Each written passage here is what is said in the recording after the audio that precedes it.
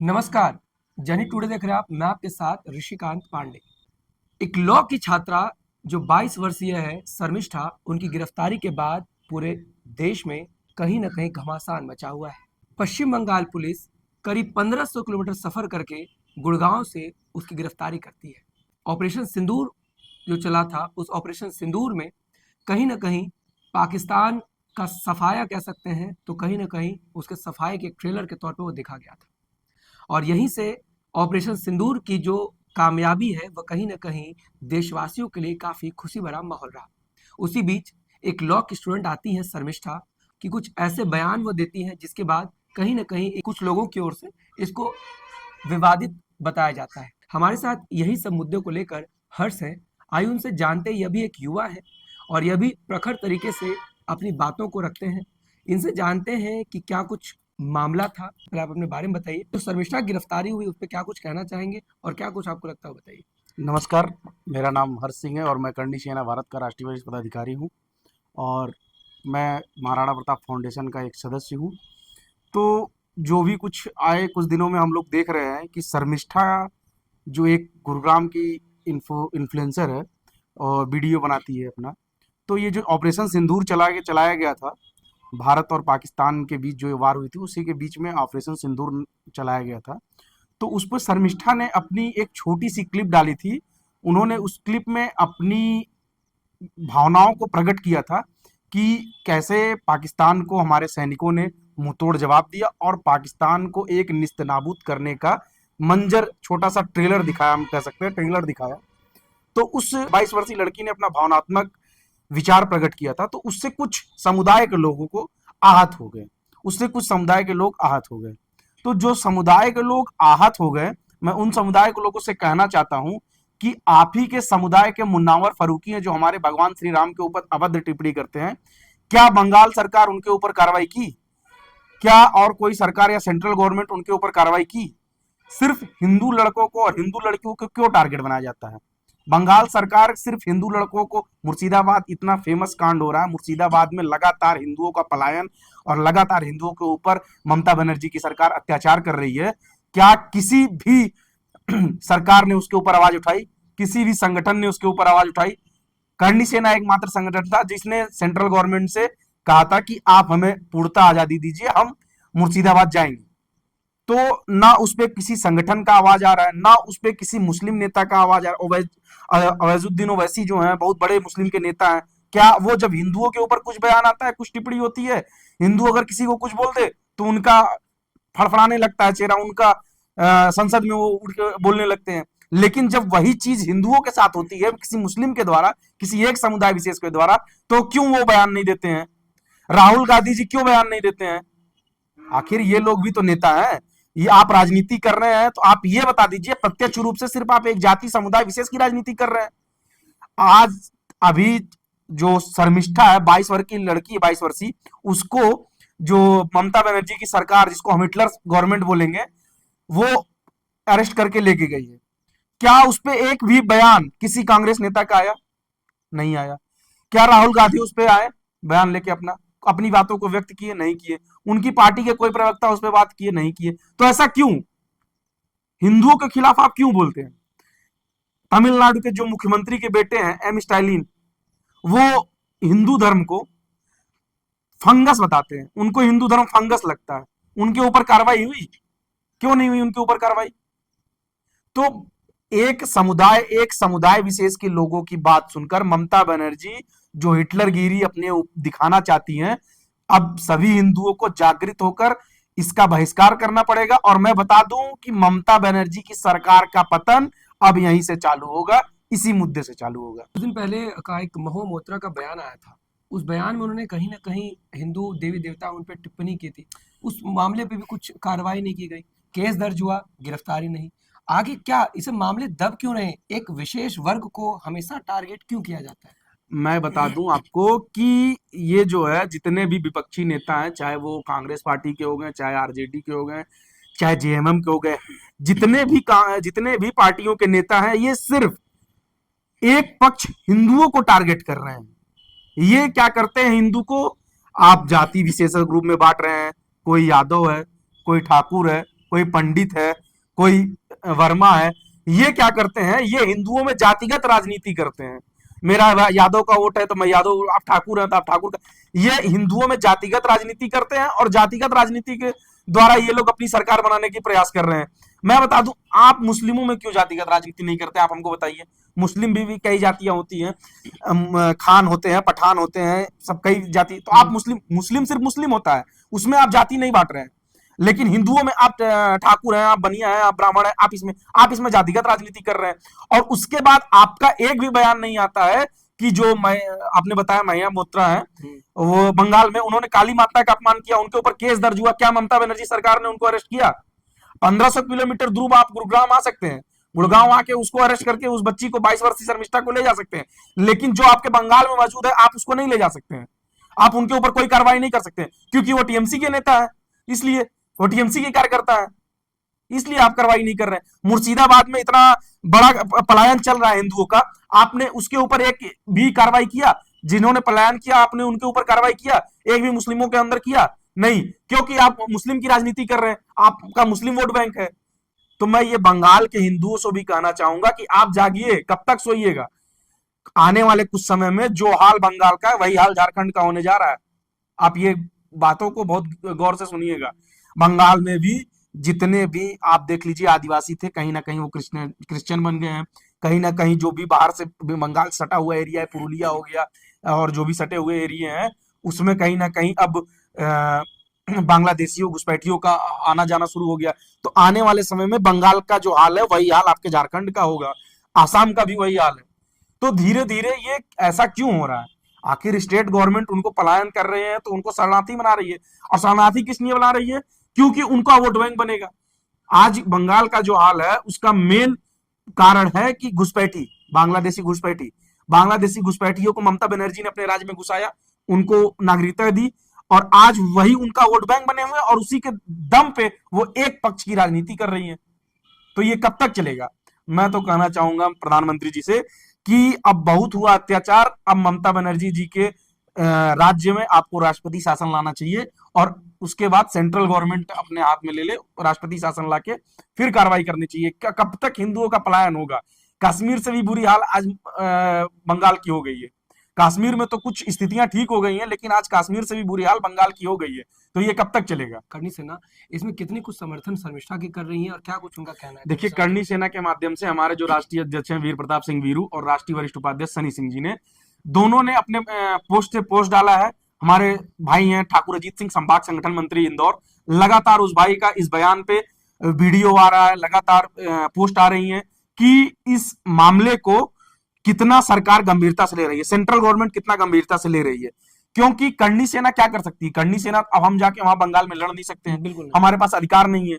हमने तो central government से कहा था, आप हमको राइट्स दीजिए, हम जाएंगे लड़ने के लिए, अगर नहीं हुआ तो हम फिर आपको सफाई देंगे। लेकिन हम अभी सोशल मीडिया के द्वारा से, मुहिम के द्वारा से, रैलियों के द्वारा से, कैंडल मार्च के द्वारा से हम उसका सहायता कर पा रहे हैं। हमारे हर जिलों में, उत्तर प्रदेश के हर जिलों में हम ने कल के लिए कैंडल मार्च का वो किया है कि आप हर जिले में जितने भी हमारे कार्यकर्ता है कैंडल मार्च करिए शर्मिष्ठा के उसमें। तो भाई, करनी सेना प्रत्यक्ष रूप से जाके लड़ नहीं सकती है, करनी सेना सोशल मीडिया के माध्यम से या अन्य प्लेटफॉर्मों के माध्यम से ही लड़ पाएगी। युवाओं के लिए क्या कुछ कहना चाहेंगे जो अपनी बात बोलने से डरते हैं, बोलने से हिचकिचाते हैं, लेकिन जब बोलते हैं तो शर्मिष्ठा वाला हाल हो जाता है? तो उनके लिए क्या कुछ मैसेज? देखिए, मैं कहना चाहूंगा कि बोलने से डरना नहीं चाहिए, आपको बोलना चाहिए, बोलने की आजादी हमको संविधान देता है। और ये सब छोटे छोटे मामले, हम भैया भारत देश के बेटे हैं, हम भगत सिंह के बेटे, हम चंद्रशेखर आजाद के बेटे हैं, हम महाराणा प्रताप के बेटे हैं, कि हम लड़ने के लिए पैदा हुए हैं। हम लड़ेंगे, मरेंगे, अपने देश के लिए लड़ेंगे, मरेंगे, सर कटाना होगा तो सर कटाएंगे। हम बाबर और हुमायूं और शाहजहां और शेरशाह सूरी के औलादे नहीं है कि जो भगौड़ी आक्रांताएं आए थे उनको हम अपना बाप बना ले। हमारे बाप महाराणा प्रताप है, पृथ्वीराज चौहान है, शिवाजी है, छत्रपति शिवाजी महाराज है, संभाजी महाराज है। हमारे बाप दादा ऐसे हैं जो लड़े हैं। हम भगोड़ों के खानदान के थोड़ी हैं। कोई मुगल आक्रांता आगे कहता है हम उनके बेटे हैं, कोई कहते हैं कि हम बाबर की औलाद हैं। अरे भाई, बाबर की औलाद आप हो तो आप जाओ वहां, जहां से बाबर आया था वहां जाओ। बाबर तो भगौड़ा था, आप बाबर की औलाद कैसे हो गए? और जो लोग ये सोचते हैं कि अभी जो संभल वाला मामला चल रहा था, कुछ लोगों को उस पर भी दिक्कत है, कुछ लोगों, अरे भैया, लोग कहते हैं कि शाहजहां के याद में बना दिया था ताजमहल, मुमताज ने शाहजहां की, मुमताज की याद में शाहजहां ने ताजमहल बनवा दिया था। क्या जहां पे शाहजहां जहां से आया था वहां तो रेगिस्तान था, उसको पता था कैसे ताजमहल बनेगा? उसने पत्थर देखा था, पहाड़ देखी थी, वो नकाशियां देखी थी? नहीं। जहां पे आज आगरा में ताजमहल बना हुआ उसके नीचे एक खास किस्म की पेड़ की लकड़ी लगाई गई है। वो लकड़ी ऐसी है कि जमुना का जब पानी बाढ़ में जब वो ताजमहल डूबता है तो नीचे से लकड़ी वो जो है वो उसको बैलेंस करती है और तैरने में मदद करती है। और वो लकड़ी ऐसी है कि जितना वो पानी खाती है उतना मजबूत होती जाती है। तो भैया रेगिस्तान में कहाँ बाढ़ आती थी? वो टेक्निक उनको कहाँ पता थी? वो तो उनको पता नहीं थी। तो ये सब ढकोसले हैं, सब हमारे बाप दादा के बनाए हुए चीजें हैं। उस पे आके उन्होंने बस तोड़ने का काम किया और गुंबज बनाने का काम किया, उसको अपनाने का काम किया। संभल में अभी जितना रिसर्च हुआ सब जगह हिंदुओं के भगवान की नकाशी, फोटो, तस्वीरें मिली। तो आप उसको अपना मस्जिद बता रहे हैं? आपने सिर्फ ढांचा को तोड़ा और अपना ढांचा बनाया है, बस यही किया है। और आपके जो बाप दादा थे उनको कुछ आता नहीं था, वो सिर्फ लुटेरे थे, आते थे सोना चांदी लूट के ले जाते थे। और उनके पास क्या थी? ना शिक्षा थी ना कुछ था। और आज भी युवाओं को इसलिए रोका जा रहा है, युवाओं को शिक्षित नहीं किया जा रहा है। सबसे बड़ी ताकत है शिक्षा। हम शिक्षित होंगे तो ही हम अपने लिए लड़ पाएंगे, अपनी आवाज रख पाएंगे। अगर हम शिक्षित नहीं होंगे तो कुछ नहीं कर देंगे। आज भी जो भी निम्न वर्ग के लोग हैं उनको देखिए शिक्षा से वंचित किया जा रहा है। सरकार इसलिए वंचित करते हैं कि हम उनको शिक्षित कर देंगे तो वो नीतियां जान जाएंगे, वो हमको वोट नहीं करेंगे, वो तथ्यों पे वो बात करेंगे। तो इसलिए आज भी कुछ वर्गों को शिक्षित नहीं किया जा रहा है। तो शर्मिष्ठा ने जो भी कहा वो बहुत सही कहा।